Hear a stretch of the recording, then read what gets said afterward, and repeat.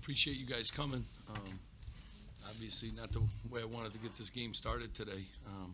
Really struggled at the beginning. Can't spot a really good team. 20 points in the first half. Maryland, got to give them credit.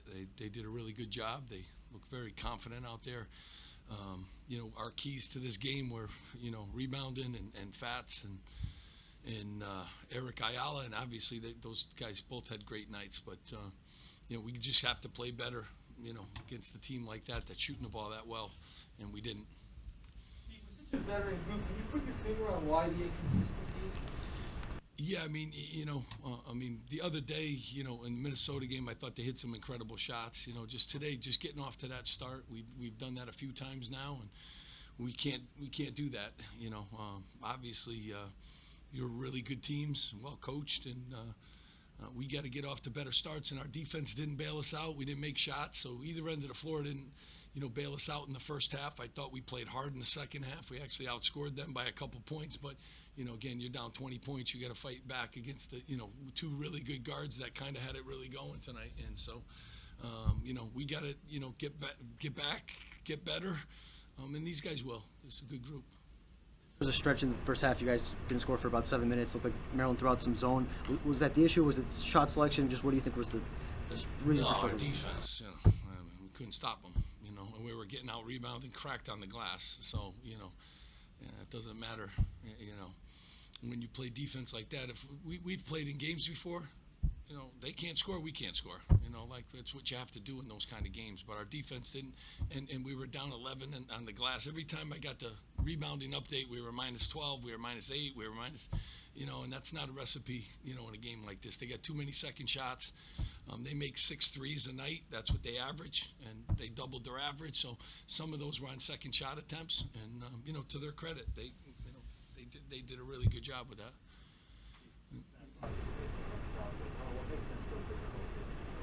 Yeah, Fats is a problem. He's fast. And tonight he had it going from the floor, too, shooting the ball. He's usually downhill like crazy. He draws a lot of attention. He's got, high-level speed. I thought we did a good job in the first game of corralling him, and obviously we didn't do a good job in this game of corralling him. What does this team have to do differently against a zone? You're going to be seeing some zones now. We're good against zones. It's not that. They only played a few possessions. Yeah, we weren't scoring against their man-to-man either. But every time we've seen a zone, the other night, Minnesota played it. We had our highest three-point shooting percentage. We're the best three-point shooting team in the league. We were going into this game. It wasn't that. It was strictly down the other end. And we like when teams play zones. So, it's fine. Well, what was different from the first time you played Maryland about their intensity, your intensity on the boards, etc.?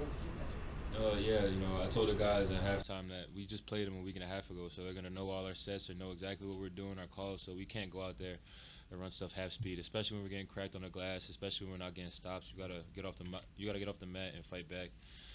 So it was just different because, they knew everything that we were going to do, and we obviously didn't respond well. We didn't do all the little things to help that. We didn't run full-speed offense, we didn't rebound, and we didn't defend well in transition, things that are usually our keys to the game and things that lead us to victory. So.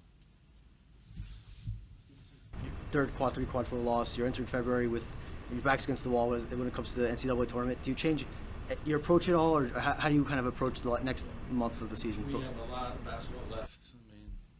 You're going to ask that question all the time. Everyone does. Last year we had to win the last game of the season at Minnesota. So, it's a long season. We just keep plugging through. This is a league that a lot of teams are going to have a lot of losses. And then we have the tournament after that. So it's a lot of different ways that we can make our season, what we think it can be. You've been through the wars with this group. Will you have a message to these guys or the seniors? Have a chat with everybody about where to go from here? Just keep fighting, keep plugging. Our backs against the wall. We gotta fight. We gotta fight like we're desperate. We gotta play like we're desperate, and we definitely didn't play like that in the first half.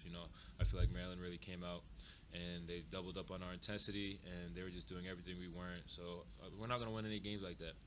The rest of the season, we gotta take it one game at a time. Like Coach Pike said, man, there's a million opportunities. I think the team that wins the league this year is going to have 4, 5, 6 losses. So there's opportunities everywhere. We just got to keep seizing the moment, and we just got to keep getting better. So we're going to watch the film, we're going to stay the course, and we're just going to keep fighting.